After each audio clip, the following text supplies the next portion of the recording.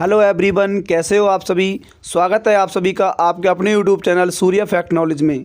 दोस्तों, आज हम डिस्कस करेंगे यूपीपी के कुछ महत्वपूर्ण प्रश्न, यानी उत्तर प्रदेश पुलिस कांस्टेबल के हम बहुत ही इंपॉर्टेंट प्रश्न करने वाले हैं जो आज की प्रतियोगी परीक्षाओं के लिए बहुत ही इंपॉर्टेंट है। दोस्तों, यूपीपी में प्रीवियस क्वेश्चन डिस्कस कर रहे हैं हम। कौन से प्रश्न?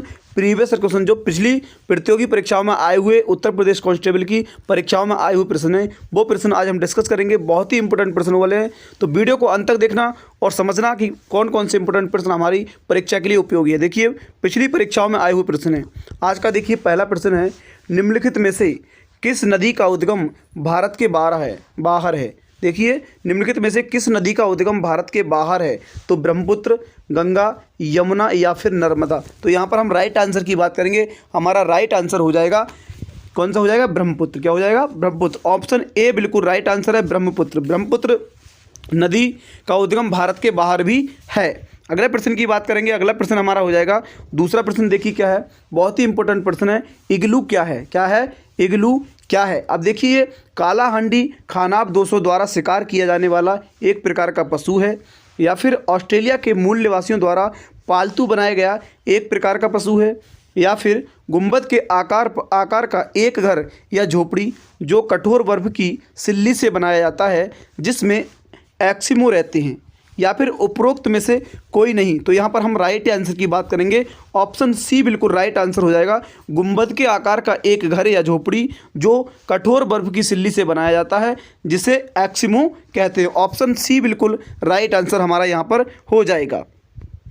अगला प्रश्न देखिए, तीसरा प्रश्न हमारा, प्रच्छन्न छिपी बेरोजगारी का परिणाम क्या होता है? देखिए, प्रच्छन्न मतलब छिपी बेरोजगारी का परिणाम क्या होता है? देखिए, ऑप्शन ए है लेन देन की लागत में वृद्धि, बी ऑप्शन है बाजार में लेन देन की कम क्षमता, या फिर कुल उत्पादन में गिरावट, या फिर डी ऑप्शन हमारा अनुत्पादक कर्मचारियों की संख्या में वृद्धि। तो हमारा यहाँ पर छिपी बेरोजगारी का परिणाम क्या होता है? यहाँ पर हमारा जो राइट आंसर होगा वो तीसरे प्रश्न का हो जाएगा डी ऑप्शन, अनुत्पादक कर्मचारियों की संख्या में वृद्धि होना। यही हमारा राइट आंसर हो जाएगा, डी ऑप्शन। अगला देखिए, 4 नंबर हमारा प्रश्न है, चंबल नदी किन राज्यों से होकर गुजरती है? देखिए, हमारी जो चंबल नदी है वो किन राज्यों से होकर गुजरती है?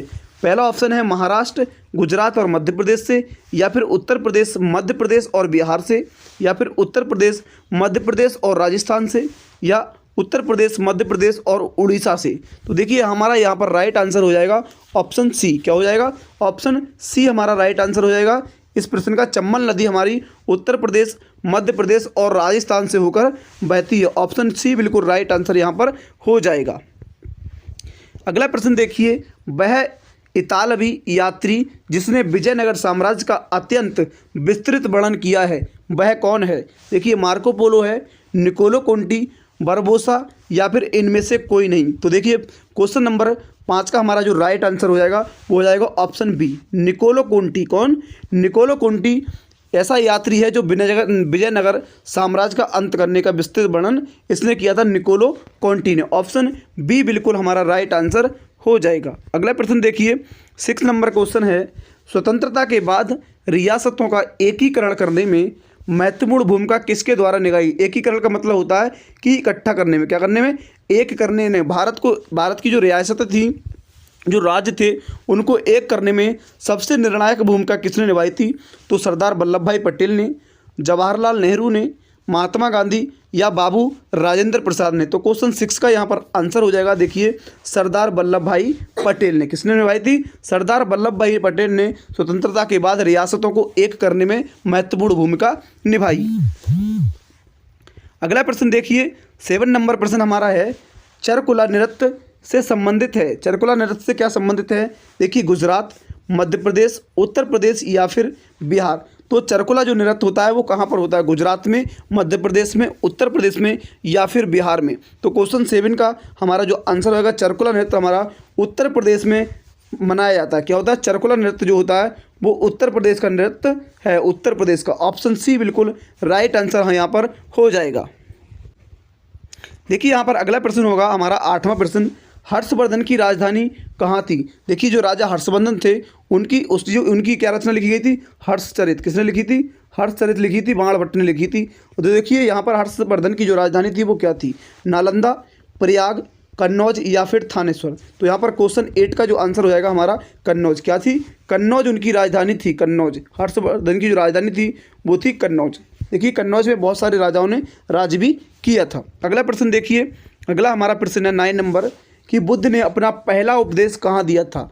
बुद्ध ने अपना पहला उपदेश कहाँ दिया था? तो सारनाथ में, बोधगया में, लुम्बिनी में या फिर कुशीनगर में। तो देखिए 9 नंबर का जो राइट आंसर हमारा हो जाएगा सारनाथ में। कहाँ पर? सारनाथ में हमें पहला उपदेश दिया था। क्या दिया था? पहला उपदेश हमारा दिया था सारनाथ में गौतम बुद्ध ने। किसने? बुद्ध भगवान ने पहला उपदेश सारनाथ में दिया था। और इन्हें जो ज्ञान की प्राप्ति हुई थी वो बोधगया में हुई थी। बोधगया में किसकी प्राप्ति हुई थी? ज्ञान की प्राप्ति इनको हुई थी बोधगया में। तो दोस्तों ये हमारा ऑप्शन ए बिल्कुल राइट आंसर यहाँ पर हो गया। अगला देखिए 10 नंबर हमारा प्रश्न है, कंप्यूटर की स्मृति का मापन किया जाता है।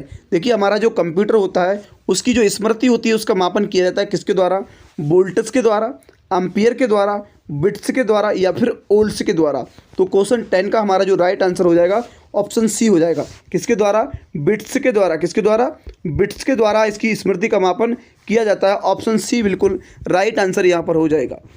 अगला प्रश्न देखिए, अंतरिक्ष में भेजा गया भारत का प्रथम उपग्रह था। देखिए अंतरिक्ष में जो उपग्रह भेजा गया था भारत से वो प्रथम उपग्रह कौन सा था? देखिए भास्कर, रोहिणी, आर्यभट्ट या फिर एप्पल। तो यहाँ पर हमारा क्वेश्चन 11 का जो राइट आंसर हो जाएगा वो हो जाएगा सी ऑप्शन। क्या हो जाएगा? आर्यभट्ट। प्रथम जो हमारा उपग्रह भेजा गया था अंतरिक्ष में वो था हमारा आर्यभट्ट। कौन था? आर्यभट्ट था। अगला प्रश्न देखिए 12वां प्रश्न क्या है? 12वां प्रश्न है, जीवाश्म किस प्रकार के सेल तबों में पाई जाती है? सेल पाई जाती है। जीवाश्म जो होते हैं किस प्रकार के सेल पाए जाते हैं? सेल में पाए जाते हैं। तो आग्नेय सेल में, परतदार सेल, रूपांतर सेल या फिर इनमें से कोई नहीं। देखिए जीवाश्म जो पाए जाते हैं कौन से सेल में पाए जाते हैं? यहाँ पर 12 नंबर का हमारा प्रश्न आंसर है परतदार सेल में। किसमें? परतदार सेल में हमारे क्या होते हैं? जीवाश्म पाए जाते हैं। तो ऑप्शन बी हमारा बिल्कुल राइट आंसर हो जाएगा। देखिए यूपीपी के लिए बहुत ही इंपॉर्टेंट प्रश्न है, ये प्रीवियस क्वेश्चन है। कौन से? पीवाई क्यू प्रश्न है, जो हमारी पिछली परीक्षा में आए हुए प्रश्न है पीवाई क्यू। तो दोस्तों वीडियो को आप सभी के लिए अच्छा लग रहा हो तो वीडियो को लाइक, शेयर और सब्सक्राइब जरूर करते रहें। देखिए अगला प्रश्न हमारा है, वायुमंडल में कौन सी गैस सबसे ज़्यादा होती है? तो वायुमंडल में सबसे ज़्यादा ऑक्सीजन, कार्बन डाइऑक्साइड, नाइट्रोजन और हाइड्रोजन। तो देखिए यहाँ पर 13 नंबर का जो राइट आंसर हो जाएगा हमारा सी ऑप्शन हो जाएगा। सी ऑप्शन क्या? नाइट्रोजन। इसको बोलते हैं N2। क्या बोलते हैं? N2 बोलते हैं नाइट्रोजन की। क्या बोलते हैं? N2 बोलते हैं नाइट्रोजन की, जो हमारी 78% हमारे वायुमंडल में पाई जाती है। दूसरा नंबर होता है O2। क्या होता है? O2 जो 21% पाई जाती है। कितनी पाई जाती है? 21%। तो ये दो गैसें सर्वाधिक पाई जाती हैं। पहले नंबर पर है नाइट्रोजन, दूसरे नंबर पर क्या है? ऑक्सीजन। ये वायुमंडल में सर्वाधिक पाई जाती हैं। अगला प्रश्न देखिए, अगला हमारा प्रश्न है, कौन सी हवा वर्ष में 2 बार अपनी दिशा परिवर्तित करती है? तो देखिए ऐसी कौन सी हवा होती है जो वर्ष में 2 बार अपनी दिशा को परिवर्तित करती है? तो व्यापारिक हवा, पछुआ हवा, मानसून हवा या फिर ध्रुवीय हवा। तो 14 नंबर का हमारा जो राइट आंसर हो जाएगा हमारा सी ऑप्शन। क्या हो जाएगा? मानसून हवा। जो मानसूनी हवा होती है वो वर्ष में 2 बार अपनी दिशा परिवर्तित करती है। 15 नंबर देखिए क्वेश्चन हमारा है, ज्वार भाटा की उत्पत्ति का कारण है। तो ज्वार भाटे की उत्पत्ति का क्या कारण है? देखिए पृथ्वी का घूर्णन, ध्रुवीय उच्च वायु भार, चंद्रमा का गुरुत्वाकर्षण या अनियतवाही हवाएं। तो देखिए हमारा जो ज्वार भाटा की उत्पत्ति जिससे होती है, प्रश्न नंबर 15 का हमारा राइट आंसर हो जाएगा चंद्रमा का गुरुत्वाकर्षण। क्या हो जाता है? चंद्रमा का गुरुत्वाकर्षण। यहाँ पर देखिए चंद्रमा ऐसी स्थिति होती है इसकी। क्या होती है? ऐसी स्थिति होती है। ऐसी कैसी स्थिति होती है? ऐसी होती है। तो यहाँ पर हमारा मून होता है, चंद्रमा होता है। यहाँ पर हमारी क्या होती है? अर्थ होती है, पृथ्वी होती है। और यहाँ हमारा सूर्य होता है, सन। तो इस स्थिति में जब ये होते हैं सूर्य, पृथ्वी और चंद्रमा, तो वहाँ पर चंद्रमा का क्या हो जाता है? तो गुरुत्वाकर्षण हो जाता है। तो तभी हमारी ज्वार भाटा की उत्पत्ति होती है। अगला प्रश्न देखिए, गोभी, कालाहारी, आटाकामा, सहारा क्या है? तो देखिए ये क्या है? सब्जी के नाम हैं, मरुस्थल है, चक्रवाती तूफान है या शीतोष्ण घास के मैदान है। तो 16 नंबर का हमारा राइट आंसर हो जाएगा, ये क्या है? चक्रवाती तूफान है। सी ऑप्शन बिल्कुल राइट आंसर होएगा। देखिए बहुत सारे स्टूडेंट क्या है यहाँ पर गलत कर देते हैं, गोभी, कालाहारी, आटाकामा, सहारा के लिए सब्जी के नाम बता देते हैं, लेकिन यहाँ पर ये ऑप्शन गलत है। चक्रवाती तूफानों के ये नाम हैं। अगला प्रश्न देखिए 17 नंबर हमारा प्रश्न है, जैन धर्म की 23वें तीर्थंकर कौन थे? देखिए जैन धर्म के 23वें तीर्थंकर कौन थे? ऋषभदेव, महावीर स्वामी, पार्श्वनाथ या मल्लीनाथ। तो हमारा क्वेश्चन 17 का जो राइट आंसर हो जाएगा वो हो जाएगा हमारा पार्श्वनाथ। कौन थे? पार्श्वनाथ थे हमारे। सी ऑप्शन बिल्कुल राइट आंसर हो जाएगा। अगला देखिए, अगला प्रश्न हमारा है 18 नंबर। निम्नलिखित में कौन सी नदी डेल्टा नहीं बनाती? तो निम्नलिखित में कौन सी नदी डेल्टा नहीं बनाती? तो ऑप्शन एक है गंगा, नर्मदा, महानदी, कावेरी। तो यहाँ पर राइट आंसर हमारा हो जाएगा 18 का जो राइट आंसर है बी ऑप्शन नर्मदा। कौन सी? नर्मदा नदी क्या होती है? डेल्टा नहीं बनाती है। ऑप्शन बी बिल्कुल राइट आंसर है। अगला प्रश्न देखिए, अगला प्रश्न है एशियाई खेलों में 400 मीटर की दौड़ में स्वर्ण पदक जीतने वाली पहली भारतीय महिला कौन थी? तो देखिए ML बल्लस्मा, PT उषा, कमलजीत संधू या फिर के मल्लेश्वरी, यानी कर्णम मल्लेश्वरी की बात हो रही है यहाँ पर। तो देखिए यहाँ पर कौन सा हमारा राइट आंसर हो जाएगा? ऑप्शन सी क्या हो जाता है? कमलजीत संधू, कमलजीत संधू। देखिए यहाँ पर हमारी कमलजीत जो संधू थी वो 400 मीटर की दौड़ में स्वर्ण पदक जीतने वाली पहली भारतीय महिला थी। और देखिए हमारी जो के मल्लेश्वरी हैं, कर्णम मल्लेश्वरी क्या है? हमारी भार उत्तोलक है। क्या है? भार उत्तोलक हैं। ये भार उठाने में 130 किलो वजन उठाने में समर्थक है। तो देखिए हमारा दूसरा प्रश्न भी यहीं से बन जाता है कि कर्णम मल्लेश्वरी क्या है? 130 किलो वजन उठाने में सबसे ज़्यादा सर्वश्रेष्ठ हैं। तो ऑप्शन यहाँ पर सी ऑप्शन बिल्कुल राइट आंसर है, कमलजीत संधू। अगला प्रश्न देखिए 20 नंबर प्रश्न है, नीलकंठ में कौन सा समास होता है? तो देखिए नीलकंठ में कौन सा समास होता है? द्वंद्व समास, द्विगु समास, बहुवीर्य समास या फिर कर्मधारय समास। तो देखिए इस प्रश्न का आंसर आप सभी को कमेंट में बताना है, क्योंकि आपकी तैयारी बरकरार चल रही होगी, अच्छे से तैयारी चल रही होगी। 18 हमारा फरवरी को क्या है? एग्जाम होने वाला है। तो उम्मीद करते हैं आप सभी को इस प्रश्न का आंसर जरूर पता होगा। तो कमेंट सेक्शन में इसका जवाब जरूर देखना। वीडियो को पहली बार देख रहे हो या चैनल पर पहली बार आए हो तो वीडियो को लाइक, शेयर और सब्सक्राइब जरूर कर लेना। साथ में बेल आइकन भी प्रेस करना, जिससे हमारे आगे आने वाले सभी वीडियोज आप सभी लोगों तक पहुंच सकें। Guys thank you, best of luck.